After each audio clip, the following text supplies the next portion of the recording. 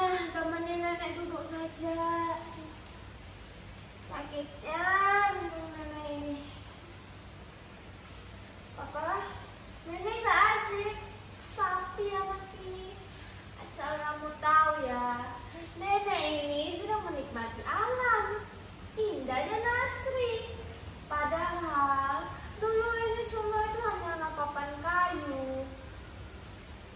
Loh, kalian tuh belum pada diceritain nama ibu kalian.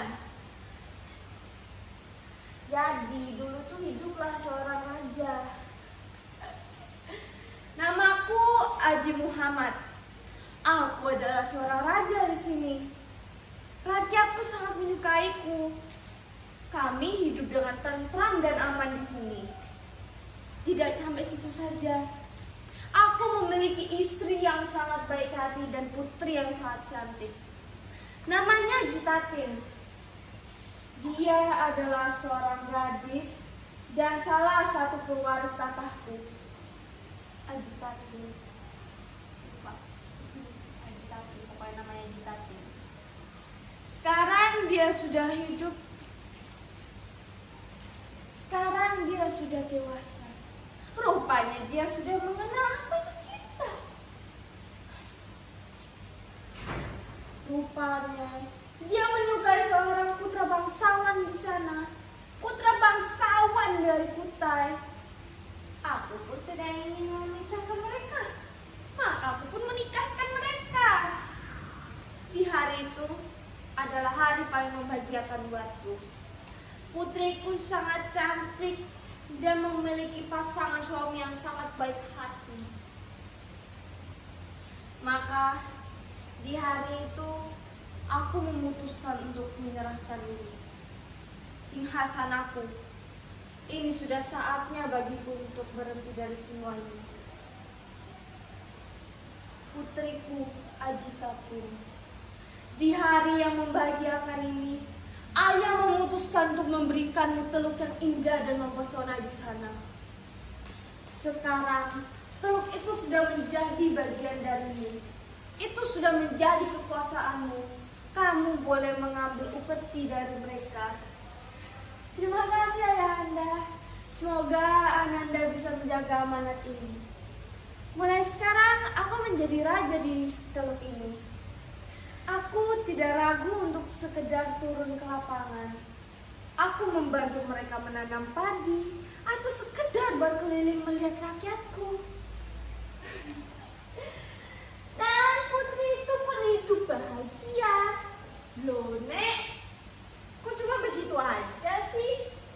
Kan gak ada bagian yang serunya. Makanya bocah ini dengar dulu nenek sampai habis. Ternyata kebahagiaan itu pun berakhir saat ada wabah yang mendatangi negeri mereka. Seperempat dari rakyat mereka itu menderita. Kakanda, bagaimana ini Kakanda? Rakyat kita ini sedang menderita. Apa yang harus kita lakukan? Mana penyakit ini cepat sekali menularnya. Ini membunuh rakyat kita. Apakah Kakanda tahu, dalam 7 hari, penyakit ini bisa menyebar sampai ke area barat. Kakanda tahu, dalam 7 hari itu mereka juga langsung meninggal, Kakanda.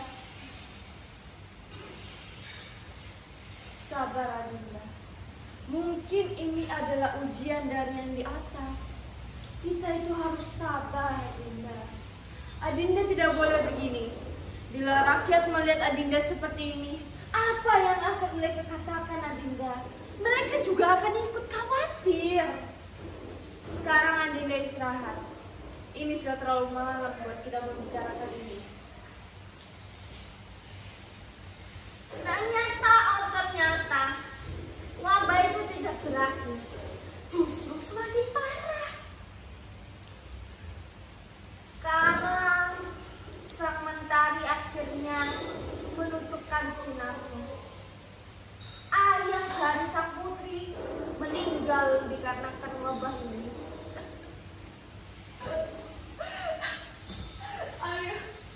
Ayah, apa yang harus kulakukan? Aku tak bisa apa-apa.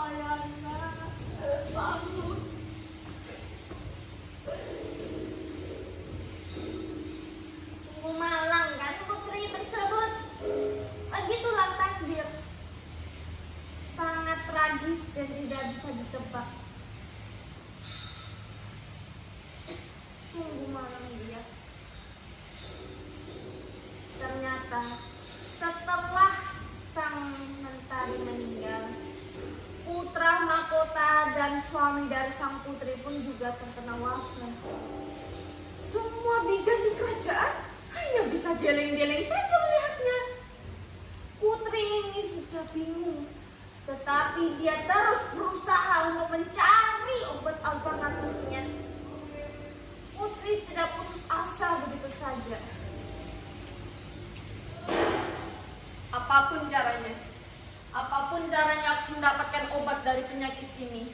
Ini bukan hanya untuk keluargaku, ini juga untuk rakyatku. Apa yang harus kulakukan? Siapa? Panglima? Mau apa dia kesini? Suruh dia masuk. Mohon ampun, saudara-saudaraku. Kehadiran hamba di sini hanya ingin memberitahukan bahwa ada seorang petapa di gerbang kita. Ia berkata bahwa ia mengetahui obat penyembuh dari penyakit ini, Baginda. Apa? Apa kau bilang? Penawar penyakit ini, wabah ini. Cepat, suruh dia masuk.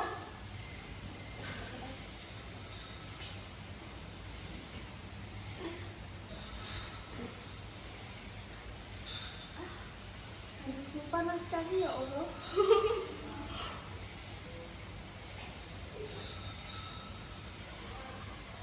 Salam mentari bagi sang Baginda. Perkenalkan, saya ini hanyalah seorang petapa, tetapi saya mengetahui penawar dari wabah ini, Baginda. Hamba ini hanya seorang rendahan yang bisa hadir di hadapan Baginda. Sudahlah, tidak usah basa-basi. Cepat katakan, apa yang harus kulakukan agar wabah ini segera berakhir? Aku sudah tidak sabar. Rakyatku menderita, putraku, suamiku, semuanya terkena penyakit ini. Ternyata Baginda sudah tidak bisa menunggu lebih lama lagi. Mohon maaf, Baginda. Tapi apa keuntungan bagi hamba agar Baginda mengetahui ini? Panglima, cepat siapkan 2 kantong emas, kasih ke dia. Apakah itu kurang?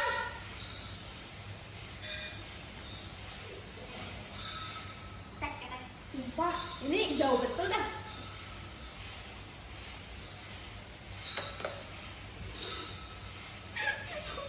Maaf, lupa naskahnya. Itu cukup, Baginda. Itu cukup bagi hamba yang rendahan ini. Pohon kiat. Baginda tahu pohon kiat yang berada di timur sana. Saat getahnya mengenai tubuh kita, getah dari batang kayu ini sangat banyak khasiatnya, Baginda. Bila dalam 7 hari Baginda terus mengoleskannya, maka Baginda akan lolos dari penyakit ini.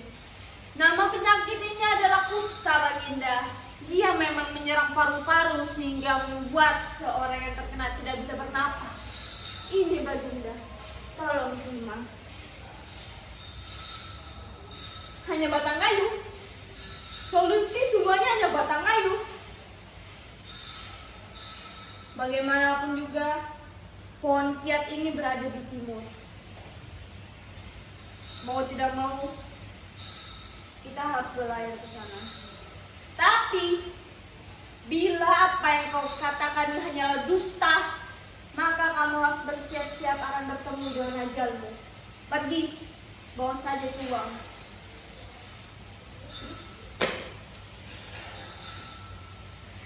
Baiklah, Baginda, terima kasih. Hamba izin mundur. Tapi Baginda, hamba di sini juga ingin mengingatkan, janganlah Baginda serakah. Hanya ambil saja 99 atau tidak secukupnya saja, Baginda, bagi Baginda dan juga rakyat-rakyat di sini. Sekarang hamba izin mundur, Baginda. 9 itu tidak bakal cukup. Panglima, datang.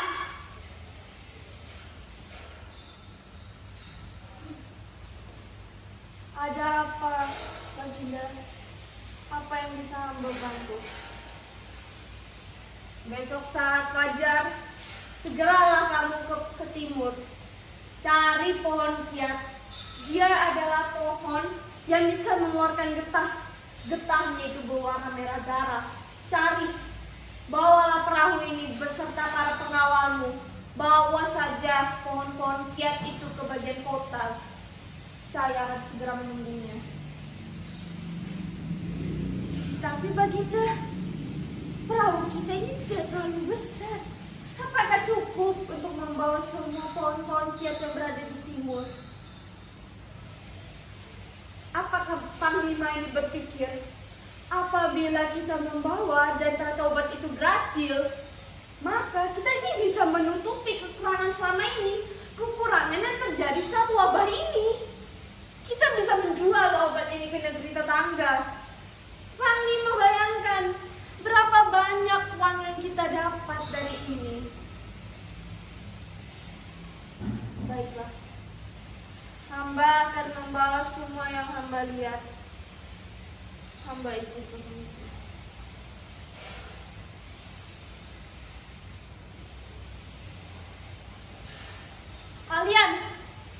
Apa kalian lihat pohon-pohon berwarna darah? Pohon getah yang mengeluarkan darah. Kalian lihat tidak? Apa itu? Pohon apa ini?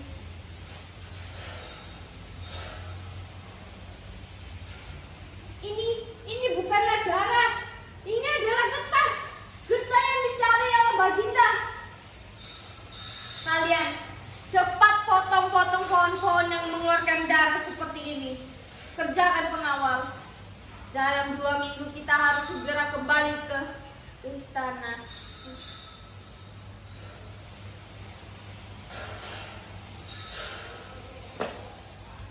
Lapor Panglima, kita sudah memotong semua dan menebang semua pohon-pohon ini. Tetapi ini tidak cukup Baginda. Panglima, apa yang harus kita lakukan? Sudah saya duga. Ini pasti tidak bakal cukup.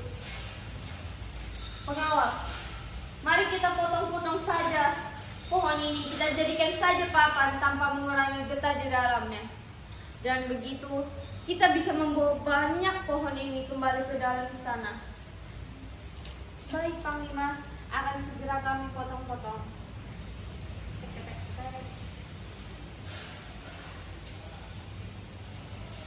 Lupa.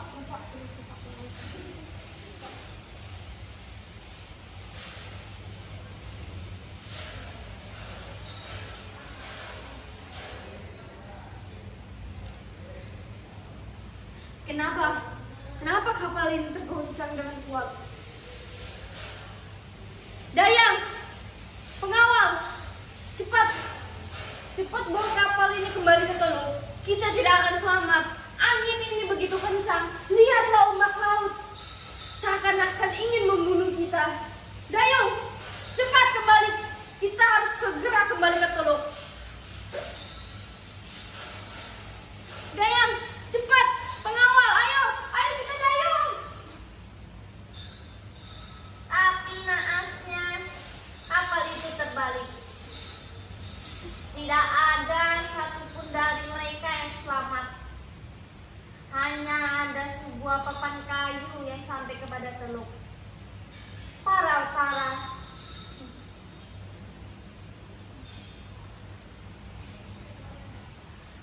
nelayan yang melihat papan itu kaget.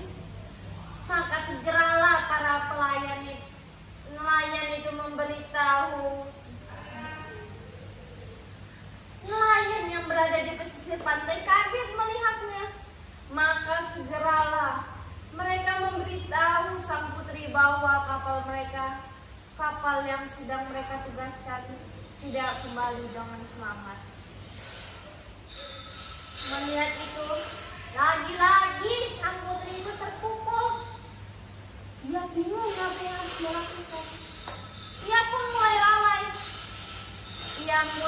tidak memperhatikan kembali rakyatnya. Maka sang suami dan putranya pun meninggal begitu saja. Petapa itu lari. Ia selalu memperingatkan sang putri, tetapi sang putri mengabaikannya.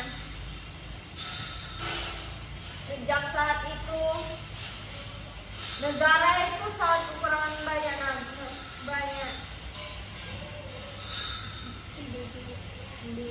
Sejak saat itu, rakyatnya sangat berkurang dengan banyak. Yang awalnya 100 jiwa, sekarang hanya 1000 jiwa. Malang sekali negeri itu. Maka negeri itu pun tiba-tiba menghilang begitu saja. Kok menghilang begitu saja, Nek? Salah ya Allah. Lupa.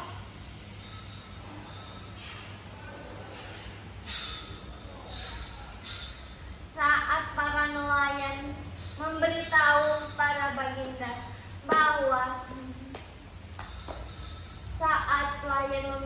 baginda akan kejadian itu, baginda sangat terpukul.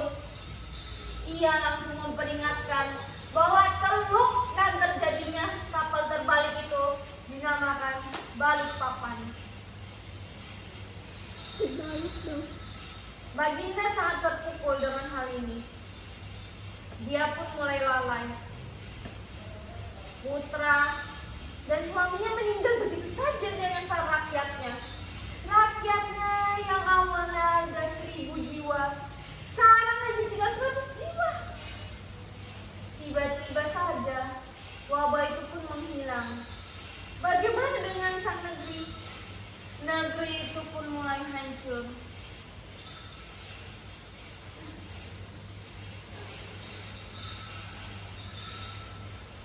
Aslinya buat apa keluarga semuanya? Semuanya hancur karena kecelakaan ini. Harusnya aku tidak begini. Putra dan suami itu tidak menemui sang pencipta. Aku sendirian di sini. Rakyatku sudah terkubur dengan sana. Mereka juga sudah menungguku di sana. Untuk apa? Untuk apa aku ini hidup lagi?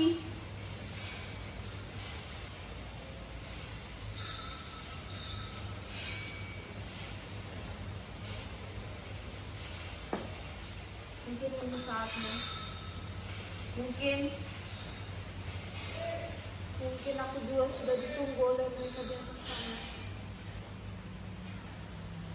Rakyatku, maafkan aku, tapi aku bukanlah pemimpin yang adil, yang bisa mengerti kalian lagi.